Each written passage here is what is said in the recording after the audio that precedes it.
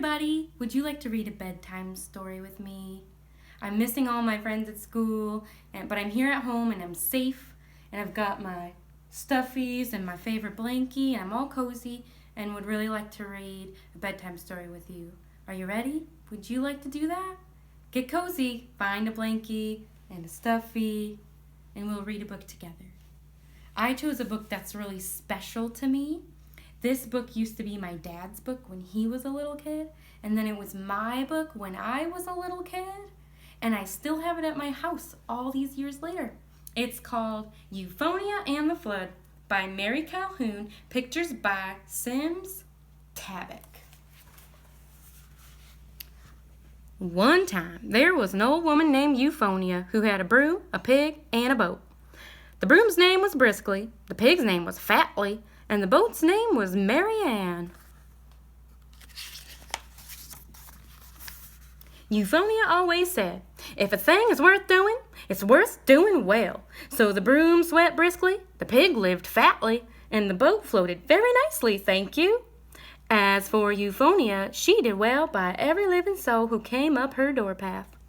But one time a flood came up her door path, all kinds of water, sashaying out of the creek banks. Water it whipped and swashed around until it came right through Euphonia's front door.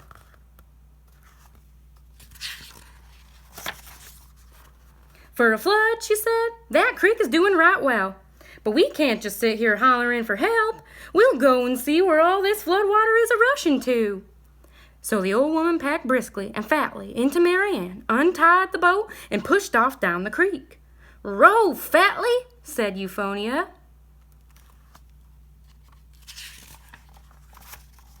The pig took the oars and he rowed fatly. Euphonia took the broom and she swept the flood waters briskly, keeping the tree boughs and trash from bumping into the boat. Mary Ann, she floated very nicely, thank you. And they all streamed down the creek neat as needles, without snagging up on anything. Euphonia smiled and said, "If a thing is worth doing, it's worth doing well." But before long, she saw a skunk scramble onto a tiny island and just sit there, sopping wet. "Oh, safe at last!" cried the skunk. "Safe nothing!" cried Euphonia. "Creek's on the rise, and what are you going to eat sitting there on that mud hump? Maybe for days. Better pile in with us." The old woman caught on to the mud hump with briskly and held the boat there. "I'm better off than I was," insisted the skunk, patting the mud with his paws and staying put. "Silly skunk!" exclaimed Euphonia. "You'll either starve or drown. Lean over, Fatly." The pig leaned over fatly, and Euphonia swept the skunk briskly across the pig's back onto the boat. Mary Ann, she floated very nicely, thank you. "There," said Euphonia, "if a thing is worth doing, it's worth doing well." The skunk shook himself good, so they all got wet, and the boatload of them popped on down the creek flood. Pretty soon, the old woman saw 3 chickens squatting on a piece of hen house roof. Roof was floating in the backwater of the flood. "You can't go nor come puddling around back there," called Euphonia. But the chickens clucked. "Oh, we're better off than we were." "Ah, shift less chickens," exclaimed Euphonia. "If you're going to be in a flood, you might as well see the flood where it's a-going. Why, you could even row that hen house roof with your wings. Pull over there, Fatly." So the pig pulled over there fatly, and with the broom, the old woman hitched Mary Ann's rope briskly to the hen house roof. Then they all scooted on down the creek, boatload of them, with the 3 chickens in tow.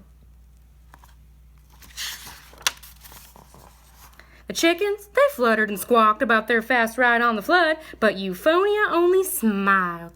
"There, if a thing's worth doing, it's worth doing well." By and by, they came to a bear. Old Bear, he was thrashing around in the flood, clinging to a tree branch and shouting, "Help! Help!" But when he saw all that shebang a-swarming down the creek at him, pig, boat, skunk, old woman, and a broom, plus a hen house roof full of chickens, the bear cried, "Keep away!" Euphonia called back, "We're your help. Climb right on in with us." But the bear paddled up a great splash, crying, "I'm better off alone. Tree branch, it'll save me." "Ah, blithery bear," exclaimed Euphonia. "A boat's better than a branch. Catch up, Fatly." So the pig caught up Fatly, and the old woman broomed the bear and his tree branch briskly into the boat. Old bear, he settled his bottom in one end, and he liked that solid spot there. Mary Ann sank a little lower in the water where the bear sat, but she still floated very nicely, thank you.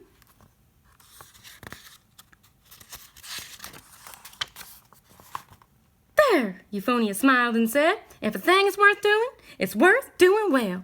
And they all sashayed on down the creek, boat and broom, old woman and pig, skunk and bear a-holding on to his branch, with the chickens on their hen house roof squawking along behind.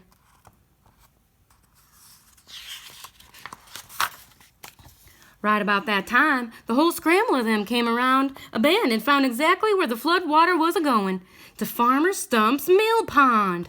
That pond, it was spread out to a fairly well all over the hollow. Bobbing on the water was every kind of animal riding out the flood. Squirrels on branches, rabbits on logs, hop-toads on big leaves. And up ahead, the flood tipped over into a waterfall.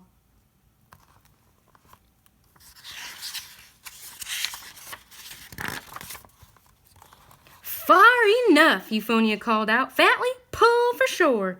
So the pig pulled Fatly for shore. There on the high ground, Farmer Stump had set up food tables for all the folks who had come floating down in the flood. When she spied that, Euphonia said, "Now, you see where the flood water was a-going? To a picnic, that's where.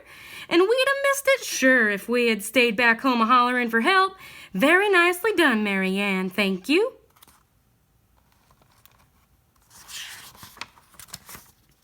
So they all climbed ashore and stomped their feet on the good high ground.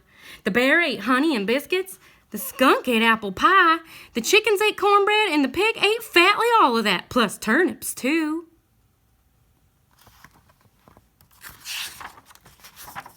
As for Euphonia, she did well by every living soul that bobbed by her on the mill pond. She broomed them out briskly because, she said, if a thing is worth doing, it's worth doing well.